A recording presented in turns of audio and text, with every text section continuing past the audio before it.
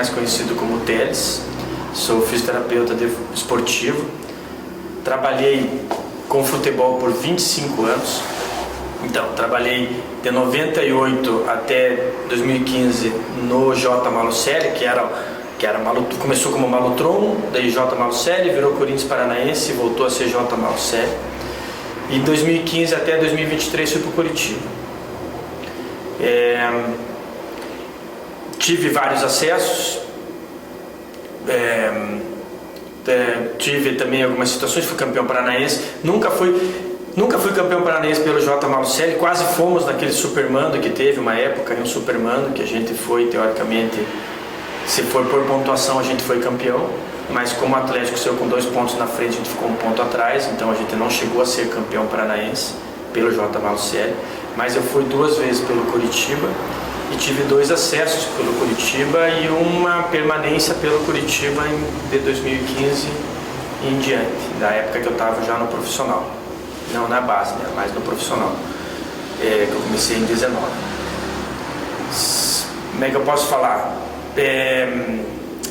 Situações diferentes assim, que aconteceram dentro, vibrantes e marcantes para mim dentro do futebol.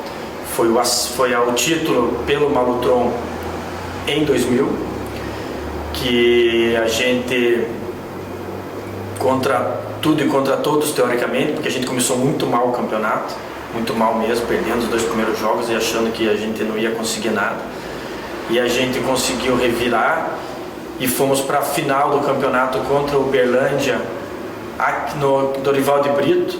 A gente tinha empatado o jogo lá e o gol fora, acho que foi 1-1 ou 2-2, eu não lembro, mas foi 1-1 e o gol fora valia. E a gente estava aqui no Dorival de Brito, a gente conseguiu reunir todas as torcidas, então foi uma coisa bem gostosa, assim, porque a gente era um clube de família, então ia mais ou menos os parentes, os familiares, mais alguns amigos, então ia lá 20 pessoas, ia 100 pessoas, 200 pessoas no estádio. E naquele jogo, a gente começou a jogar no Pinheirão, mas naquele jogo a gente conseguiu colocar umas 15 mil, 12 mil pessoas no estádio. E eu acho que essa tem que ver lá porque estava lotado o estádio, foi bem bacana assim.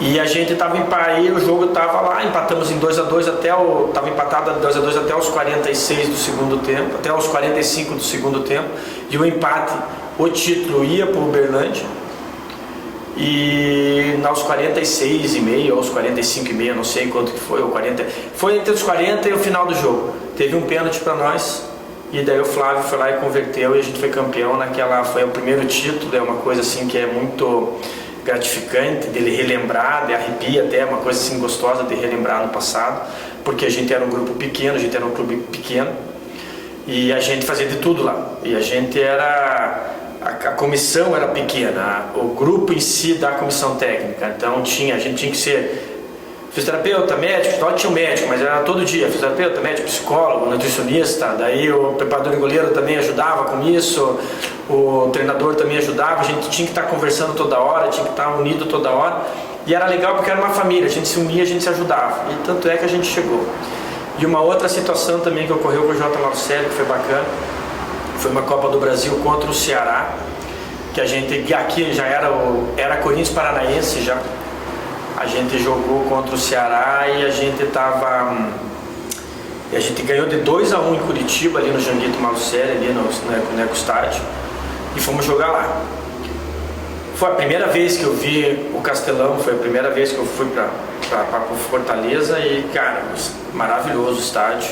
Cheguei lá, parecia um ginásio gigante, assim, cara, lindo, lindo. E a gente da staff chega mais cedo, então, tava vazio assim, tava lindo. Quando a gente voltou para campo com os atletas, já estava lotado. Cara, lotado.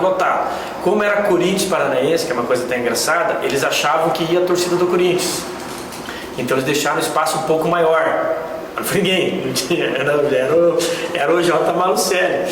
Então, e o que aconteceu? E a gente foi jogando. Eles fizeram 1-0 e com isso eles iam classificar já, eles iam subir da Copa do Brasil. Quando deu 45 do segundo tempo, o árbitro deu 2 minutos de acréscimo, sendo que eles tinham enrolado, tinham fazendo cera, estavam fazendo tudo. E a gente até brigou, teve cartões amarelos para a comissão, tudo e tal. E aos 46h30, lembra até hoje, porque não deu os 47, então a gente não pode falar, não, pô, o juiz ajudou, foi aos 46h30, acho que foi um lançamento do Oliveira, um cruzamento do Oliveira, e o Bruno Batata, que hoje está no Operário, deu de peixinho, a bola bateu na trave e entrou. Cara, aquele estádio que tinha, vamos jogar, 30 mil pessoas berrando, vozão, ficou num silêncio absoluto, só escutava a nossa comissão berrando, de alegre, de feliz. E, cara, ó, de arrepiado de novo também, e daí, cara, é uma coisa assim que você vai relembrando e vai vendo coisas boas, assim, que são gratificantes, o futebol deixa com a gente. Entendeu? E no Curitiba teve o acesso de 19, que foi meu primeiro acesso, que eu cheguei na metade do campeonato. Eu estava na base, eu subi na metade do campeonato e teve meu primeiro acesso e foi um jogo... O jogo decisivo, não que o jogo decisivo foi contra o Vitória, não foi contra o Vitória. O Vitória foi para finalizar a obra, mas o jogo decisivo foi contra o Bragantino, que o Bragantino estava muito bem no campeonato e a gente tinha que ganhar do Bragantino de qualquer jeito no Couto Pereira. O Couto Pereira estava lotado e o Giovani teve a felicidade de bater uma falta, a bola bateu, não sei se bateu na trave, bateu na trave e entrou, cara, foi ganhamos de 1-0 num jogo que, puta, sensacional, assim, de lavar a alma. Daí a gente foi para o Vitória, não estava bem no campeonato naquela época, acho. A gente foi para Vitória, para jogar para Salvador, para jogar contra o Vitória.